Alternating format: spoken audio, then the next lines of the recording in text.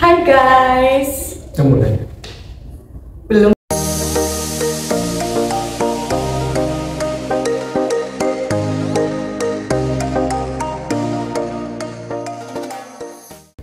Hai, assalamualaikum. Kembali lagi bersama Priska.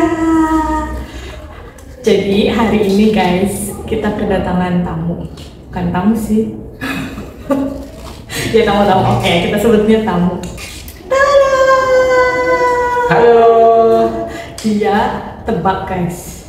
Dia itu salah satu peserta CPNS skor tertinggi SKD. Mantap. Nah, kali ini langsung aja kita bakalan tanya-tanyain, kita kulitin ya dia satu-satu biar kalian juga ngerti gimana sih dia bisa dapat itu skor SKD tertinggi. Gila, tertinggi guys, seluruh dari peserta-peserta CASN Kementerian Perdagangan tahun berapa? 2021. Nah, tahun 2021. Jadi aku tahun 2019 daftarnya, 2020 tesnya, 2021-nya aku baru masuk.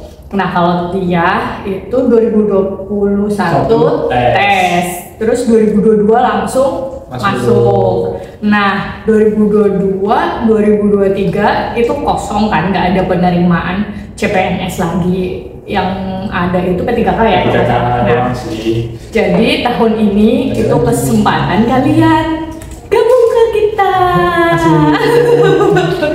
Asik ya. Jadi sekarang kita kenalan. Gimana, Trisna? Kita perkenalan dulu lah. Kamu sebelumnya itu kerja di mana?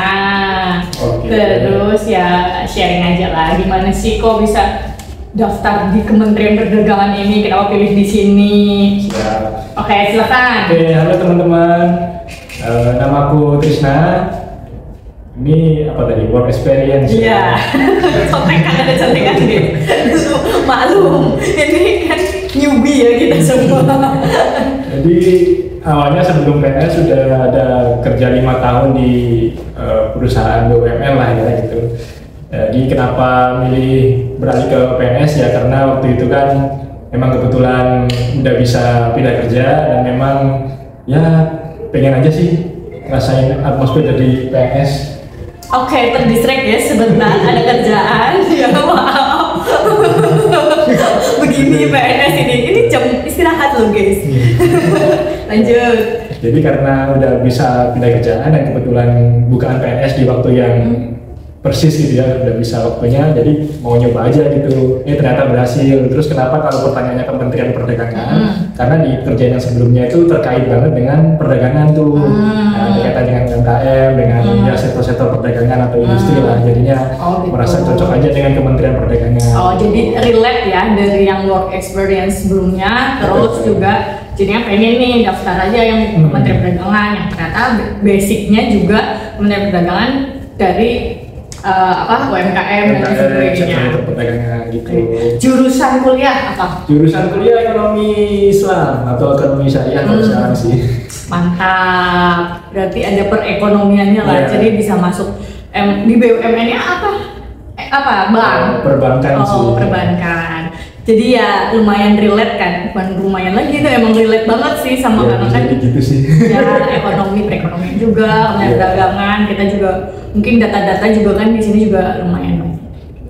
Ambil jurusan apa jurusan jabatan apa di Kementerian Perdagangan? Di Kementerian Perdagangan waktu itu ambilnya analis perdagangan ahli pertama. Kenapa ambil itu? Itu waktu itu banyak kan? Pilihannya. Banyak sih.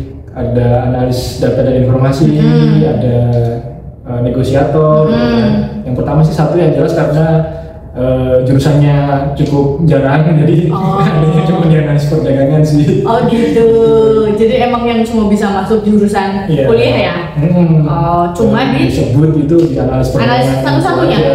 Yang lain ada sih ekonomi, cuma kan nggak disebut ekonomi apa gitu, cuma S1 ekonomi. Jadi ya agak ragu lah daripada mencoba yang kurang jelas. Jadi yang jelas aja ada ekonomi Islam, ya udah kita aja. Nah itu guys, jangan coba-coba kalau emang nggak jelas, maksudnya apakah ini bisa masuk atau enggak, mendingan cari yang emang kalian udah bisa masuk di situ, udah jelas tertulis jurusannya. Misalnya hubungan internasional kalau aku, nah ya udah ikutin aja yang ada jurusan itu, hubungan internasional. Kayak Trisna juga ekonomi apa Islam, nah itu bener-bener ada tulisan ekonomi Islamnya, bukan cuma ekonomi aja gitu.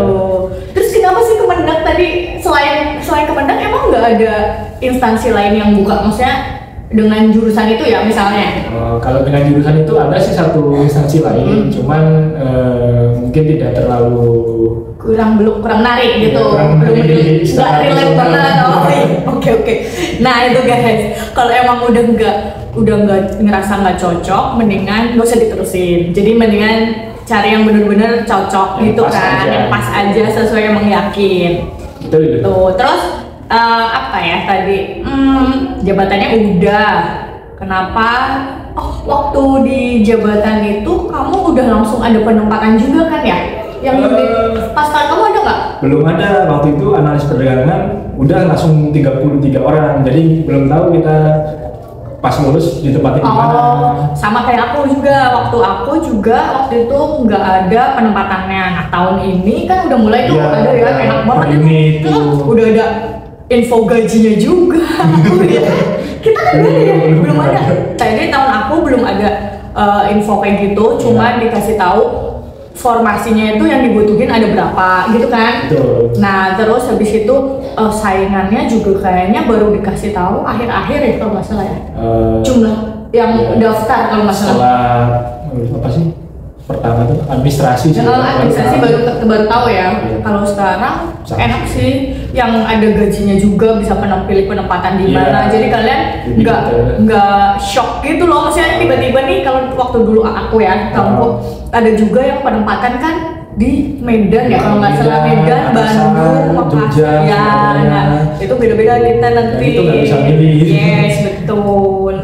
Sekarang udah bisa milih. Sekarang udah bisa milih, udah bisa kalau mau jabatannya apa, oh penempatannya di direktorat ini, di mana kalian bisa cari tahu juga.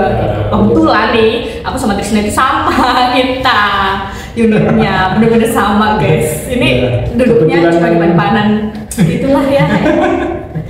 Mana dia tuh tertinggi loh SKD-nya. Ya ceritakan Trisna gimana kok bisa skor SKD tertinggi. Gue kasih tahu nih ya. Nanti aku tampilin di sini. Di sini aku tampilin. Jadi SKD-nya itu 488. Ini aku pakai contekan karena aku nggak hafal.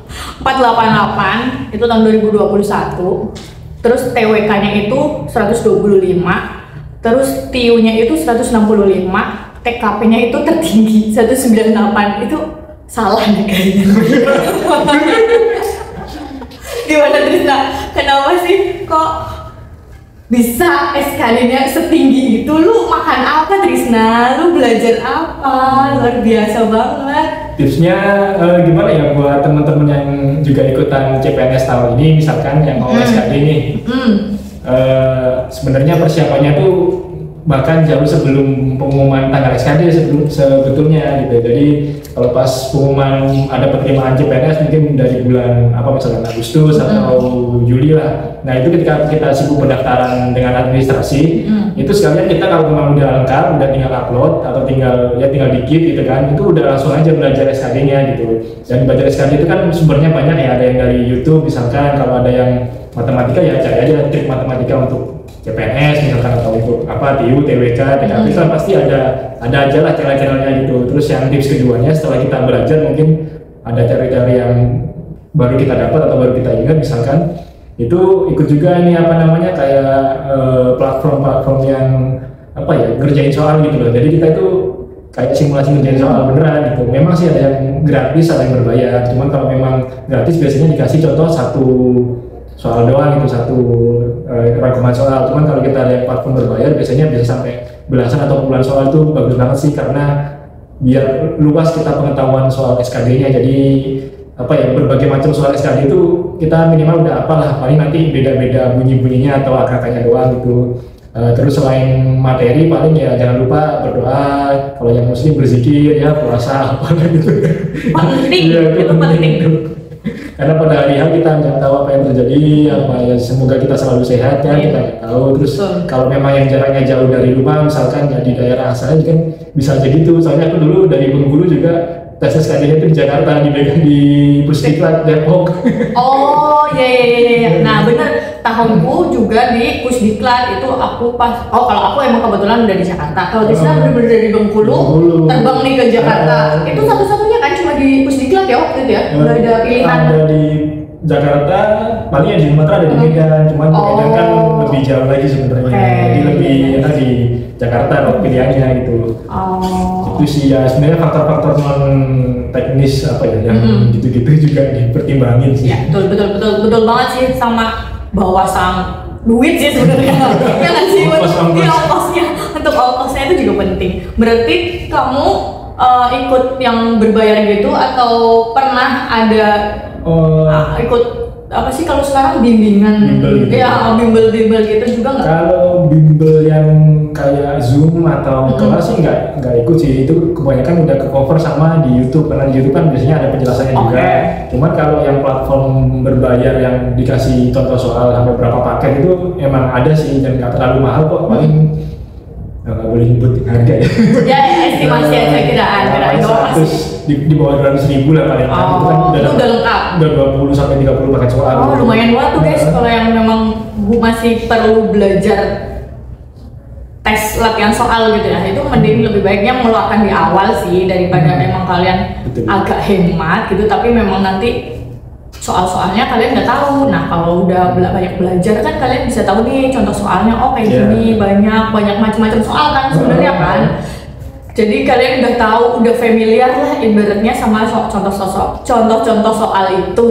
Jadi tinggal ngerjain aja waktu saat tes. Paling beda-beda angka, terus kata-katanya dibeda-bedain. Pola-polanya dibalik-balik dikit lah. Pola-polanya. Kalau pas tahunku, aku kedapetannya online. Nah, sekarang kita tanya Trisna. Waktu Trisna langsung datang ya? Udah itu offline semua ya? Offline di tempat sih. Maksudnya datang di tempat, tapi meskipun CAT-nya kan offline kan. Tapi udah on the spot gitu. On the spot. Bukan pakai di rumah itu bukan. Iya. Gitulah guys. Terus apa ya? Habis SKD kan tunggu lagi ya? Tunggu SKD itu ya sekitar 2 bulan lah boleh. Nah itu sebentar guys, waktu aku nunggunya setahun, bayangin setahun gara-gara COVID dia. Lanjut SKB di mana? SKB di BKN Pusat. Oh di sini sama, oke. Psikotesnya offline kan? Online. Zoom, Zoom. Oh sama juga online. Zoom online sih, tapi Zoom sama kayak ada aplikasi dari psikologinya. Oh berarti tahunnya dia sama kayak tahunku guys, jadi tetap online. Aku itu SKB-nya yang CAT kita datang di BKN. BKN-nya mungkin nanti beda-beda kan, bisa pilih lokasi. Terus kalau lanjut lagi, jadi SKB itu ada serangkaian gitu. Itu bukan yang langsung gugur setelah CAT nggak lolos, itu nggak langsung gugur, tapi nanti dinilainya serangkaian setelah psikotes dan juga wawancara. Nah, psikotesku itu online, Trisna online juga. Wawancara. Jadi itu nanti kalau online tuh ini ada kamera di sampingnya ya. Depan belakang. Oh ya, di samping, di belakang juga ada. Terus kita ada Zoom online mirip Zoom gitu, tapi ada platformnya mereka ya, dari kayak websitenya mereka. Vendornya. Udah dari merekanya gitu. Jadi kita benar-benar nggak bisa cheating lah ibaratnya gitu. Benar-benar dipantau kanan kiri, depan belakang. Mantap. Tapi psikotesnya kalau aku kayaknya nggak ada yang disuruh gambar-gambar. Kamu ada? Nggak ada kan, karena cuma online ya. Jadi ya hitung-hitungan psikotes yang biasa gitu, pilihan ganda gitu kan. Terus kayaknya nggak ada Pauli juga ya yang Pauli ada sih, cuman dia nggak terlalu yang selebar yang atas sekolah buku kan. 1 tambah 6 kita ketik angkanya gitu. Benar. Nah itu guys, tapi nggak sebanyak sekoran gitu loh, nggak kayak sekeras itu. Cuman nggak tahu ya kalau tahun ini kayaknya 2 orang gitu. Nah, kalau tahun ini kita nggak tahu karena benar-benar udah normal lagi ya. Ini kan udah hampir normal lagi. Nggak tahu apakah memang online lagi online lagi atau offline. Bisa jadi kalau offline berarti ya mungkin bisa ada juga yang gambar. Nanti mungkin nextnya aku akan cari narsum yang normal ya, tes normal gitu, tes pendaftaran CPNS normal. Terus habis itu langsung interview ya. Interview. Online nggak? Online. Online juga sama, aku juga online sama. Jadi interviewnya itu dari pejabat Kementerian Perdagangan sesuai dengan instansi yang dipilih.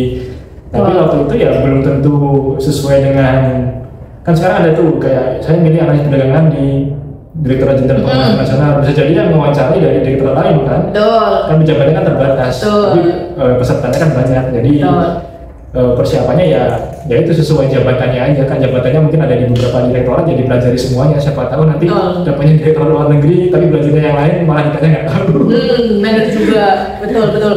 Bisa jadi juga pakai bahasa Inggris, kita nggak ada yang tahu. Ada juga yang misalnya pas aku pakai bahasa Indonesia, ternyata setelahku pakai bahasa Inggris dengan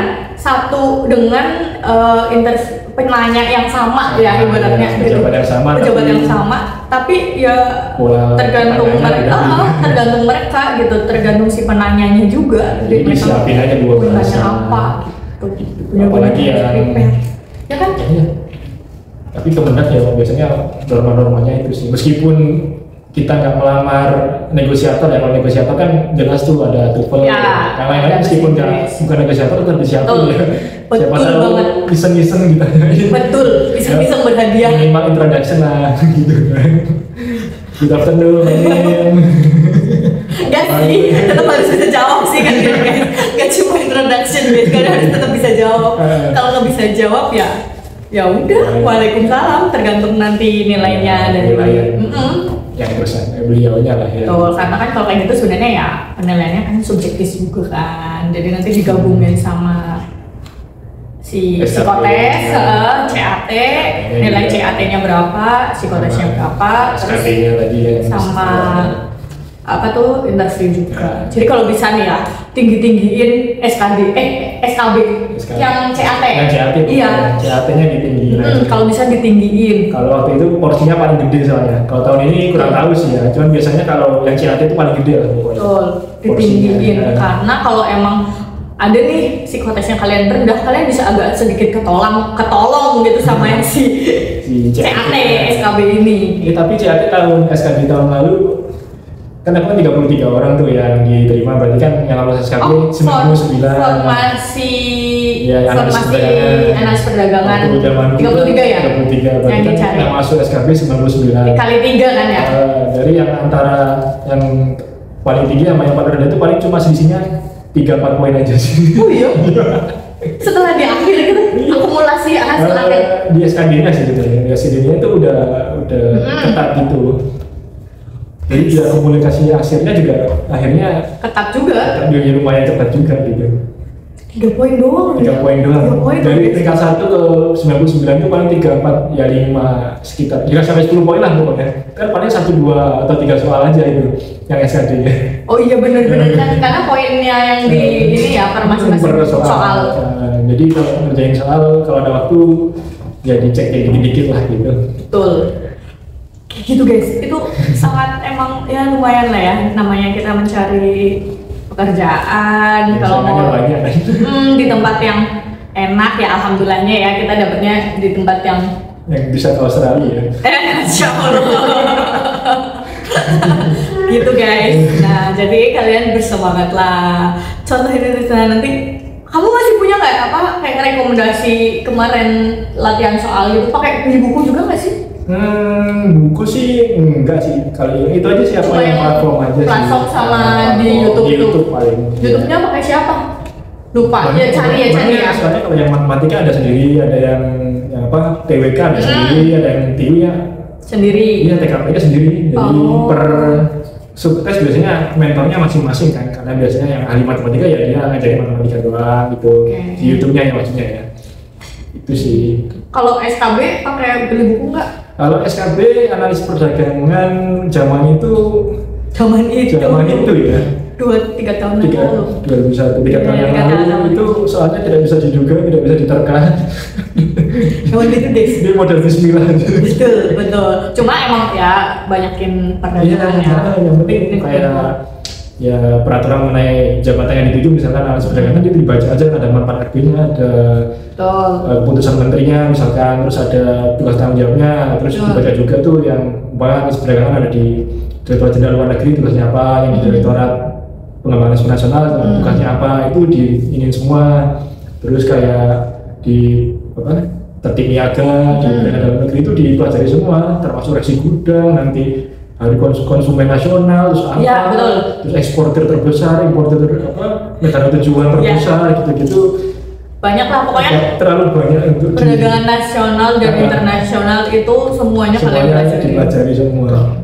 Gak bisa sih kalau kisi-kisi karena beda-beda lagi tadi soalnya. Jadi soalnya kan berapa misalkan berapa ya soalnya? Ya kata 50 ya. Nah, 50 itu mungkin dibagi berapa ya per direktorat, mungkin 7-10 per direktorat. Ada beberapa ya. Eselon 1 nanti per eselon 1-nya paling cuma 2-3 soal aja yang bab per bab. Jadi kita tuh perlu tahu semua bab meskipun hanya kulitnya, karena munculnya tuh dikit-dikit tapi dapat semua.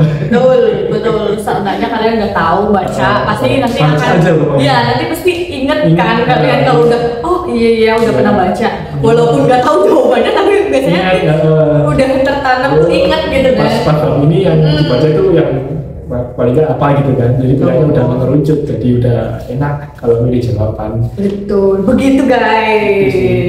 Itu dulu aku sampai bukain Instagramnya Kemendak, dipelajari itu kegiatan setahun belakang apa, itu pasar ekspor, ada perjanjian apa misalnya, perjanjian dagang terbaru atau ada yang direvisi, mungkin ada yang diperbarui. Itu juga ya karena analis perdagangan kan luas ya. Betul. Ada di semua direktorat kayaknya yang teknis itu sih. Jadi kalau SKB itu 3 kali formasinya kelulusan dari yang dibutuhkan ya? 3 kali ada yang dibutuhkan. Pokoknya kalau yang sekarang kan gampang kan. Biasanya satu direktorat analis perdagangan butuh 1 orang misalnya. Ya sekarang satu kecil ya. Berarti kan nanti yang lolos dari SKD ke SKB aja lolos cuma 3 orang. Oh iya yang maksudnya 3 orang nanti 3 orang yang lulus SKB nanti. Berarti yang akhirnya ya akumulasinya 3 orang tertinggi nilai SKD.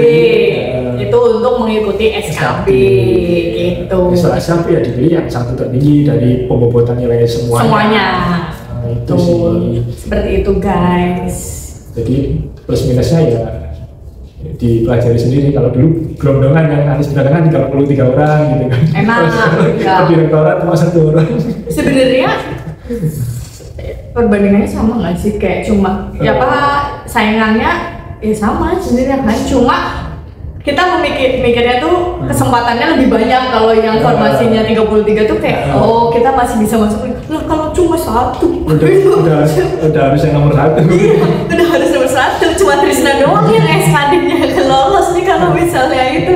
Iya. Kalau misalnya dulu waktu tahunku ada yang 70-an kalau nggak salah. Di tahunku analis data informasi 100 lebih loh. Itu.